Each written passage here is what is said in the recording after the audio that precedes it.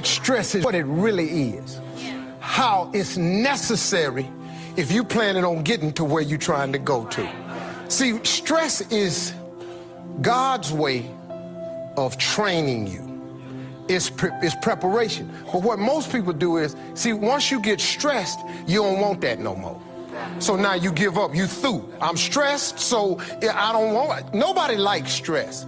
You know, I work with a trainer. I have to work out. You know, I'm 54, I'm supposed to, really, I ain't nothing fly, nothing like that. But you got to, in order to develop and to change and to grow, stress is necessary.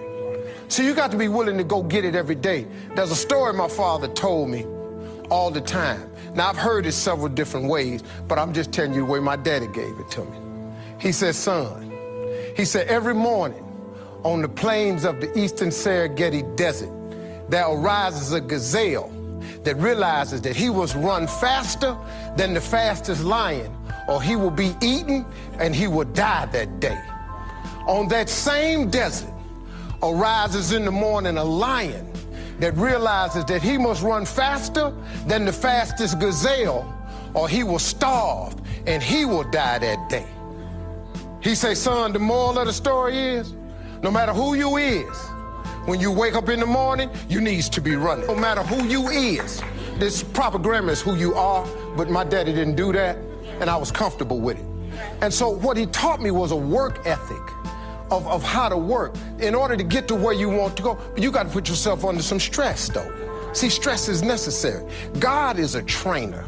This is what I done learned about it. And all I can tell you is, you know, how I got to be who I am. That's all I can share with you. I got no other stories for you. He got me to this point because from so far from what I done gathered in the process I'm in, he wants me to share my story with those that's still trying to get there. And at 40, you can still buy the pony. And by age 50, you can still have 5 world championships. But you got to be willing to get under some stress. See, stress is necessary. See, I'm a seed, I really am. See, but a seed has to be planted. A seed got to have dirt put on top of it. If you take a seed and throw it on the concrete and walk off, the sun just burn it up. But guess what? Logically, in my mind, it doesn't make sense that to grow something, you should dig a hole, put it down in there, and cover it with dirt. Logically, that don't make no sense to me. But oh, though. See, dirt is necessary for growth and development. Dirt builds character. Dirt gives you the push-through factor. Dirt makes you come with it when you don't feel like coming with it no more. And you get dirt in a lot of different ways.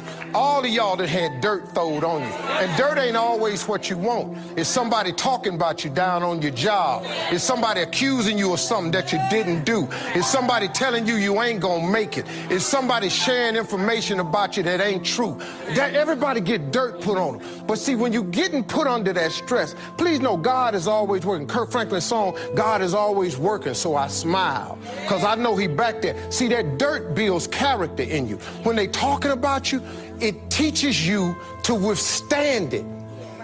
Then it gives you something to push through. So when you put the seed and you put the dirt on it, if you understand stress, stress really ain't just dirt.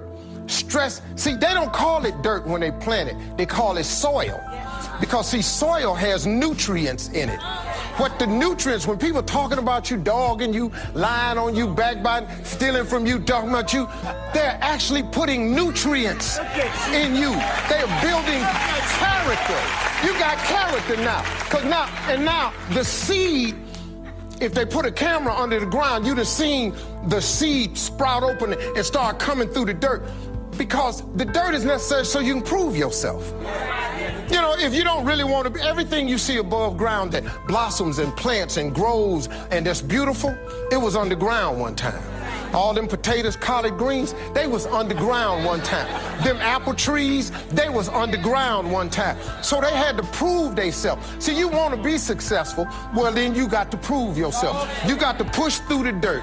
You got to come up through here. You got to come out. Then you sprout, and then Bishop say, then you become a tree. Next thing you know, you got fruit. So when you under stress, take the stress for what it is.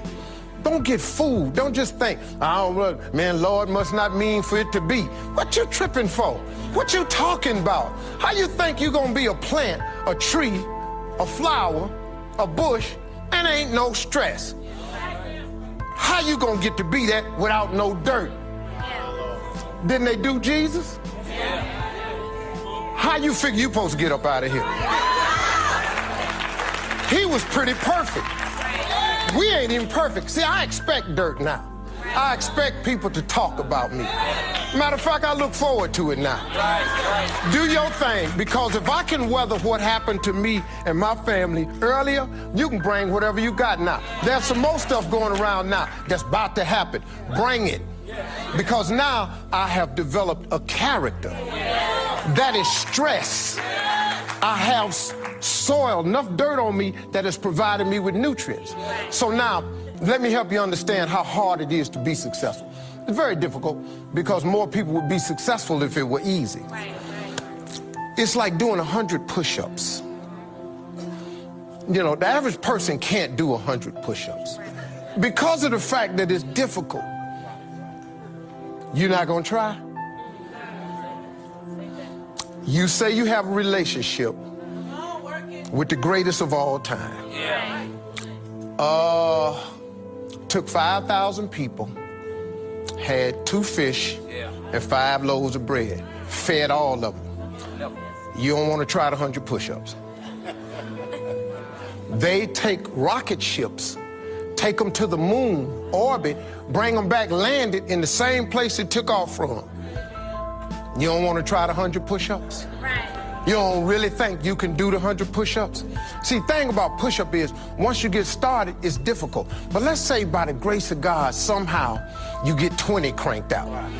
And then you just keep on, and then you throw some prayer in the game, and the next thing you know, you got 40 knocked out. But you steady pressing.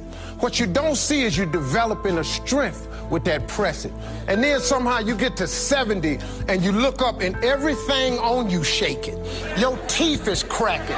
Your eyes is busting out your head. You can't believe what's happening to you. You get to 80, your clothes don't look the same no more. You somehow get to 90 and it's all coming loose now. And then, through prayer in some kind of way, you ain't got to know how. You just got to start. See, too many people try to figure out the how. Now you're trembling, you're shaking, everything in you is about to blow up. But you done 100 push-ups. Now, somebody come to you and say, man, you say, wow, I did the 100, I'm successful now. And then you say, well, good, now I'm successful. What I got to do to stay successful? Hold that position. After you done 100, lock and hold. But in that mere description right there, most people go, I ain't finna try that. What got me to this position is, I went ahead on and tried it. I didn't even have the ability. And I still have struggled. But guess what? I'm holding. But I ain't holding by myself. See, you keep going to church and you keep memorizing these scriptures, but you got to put them to application. If he all that in a bag of chips, if he can do anything but fail, why you keep bringing up the failure? It doesn't make any sense. You can have a life. Ain't this a Bible verse say something about if you have a life, come to Christ, you have life and have it more abundantly. Something like that, right? I don't try to do that, but what I've learned how to do, though, is, what I don't do is, I don't put myself in Bible verses that ain't got nothing to do with me. I was who I was, but I am who I am, and I'm cool with both of them. And you know, it enables you to move on. Stop letting people hold you to your past. Yeah, man, I got what I used to do, but I'm trying to do better now. Stop letting people tie you to what they saw you do 5, 10 years ago. You can go on the internet and say whatever you want to say about me in the past. Got all that. Was who I was, but I am who I am, and I'm cool with both of them people. You got to be not all right to get all right. You got to be lost to get saved. You got to have been through something to know something. So please, get comfortable with that get comfortable with that part. I don't know what I'm doing on time, so I'm just going to go ahead. Okay, cool. Here we go. This is the one I really wanted to do because this one describes my life to the T. When I left college, I flunked out of college after 3 years. When I worked at Ford Motor Company, one of the last jobs I had because of the layoffs was they put me in the foundry. I learned a valuable lesson in the foundry because I used to be a foundry worker at Ford Motor Company. I'm now a spokesperson for Ford. Let me tell you how the flip went. A lot of people don't know, but in the foundry, they was making engine blocks. Engine blocks start with scrap metal. See, people, you think old cars just go away. No, they go to junkyards. Companies take this scrap metal and they melt the metal down. But it starts with scrap. They run it through a furnace, and when it gets in the furnace, they liquefy the metal. Then they take this metal and they pour it into a mold. This mold is the engine block. But when you pour it in there, it's just hot. It's just hot. It ain't nothing. And you think that you can't do nothing with that. But then something comes along and gets a hold of it. Something comes and gets a hold of it. It takes this hot piece of mess that was scrap. It lifts it. It dips it. It cools it. It refinishes it. It hardens it. And then it puts it on a conveyor belt. When it come out the conveyor belt, my job was to hit it with a sludge hammer and knock the loose flashing out. That's empty, extra metal on it. And then you have an engine block. The basic of any engine is the block. You got a cracked block, you can throw that engine away. It don't work. But the block starts from scrap metal. This is really how God do it, though. See, God takes scrap. All engine blocks is scrap. He takes scrap.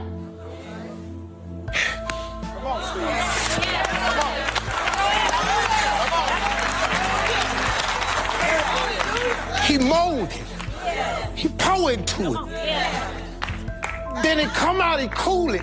He shaped and he started putting stuff on it. He started attaching pieces to it. He put a manifold on it. He put the rocker arm on it. He put the exhaust on it. He put spark plugs on it. He put a carburetor on it. He put a fan belt, water pump, and he take it and he put it in a car. But all of it started when it was a piece of scrap metal, man. What we cannot do as Christians is just cause we the car now. You can't look at the dude that's in the furnace that's just wet liquid. That's a hot mess. You can't look back at the scrap pile and go, they just scraps, man. Because what you don't understand is you got to have that scrap so you can make a block. So God can put stuff on it. So when you put it on it, you can be a car one day. I just want everybody to let everybody be a block, man. Let them be a hot mess in a furnace. Let them be a scrap, man. You ain't got nothing to do with that. That's God right there, man. That's all I'm trying to say. That's all.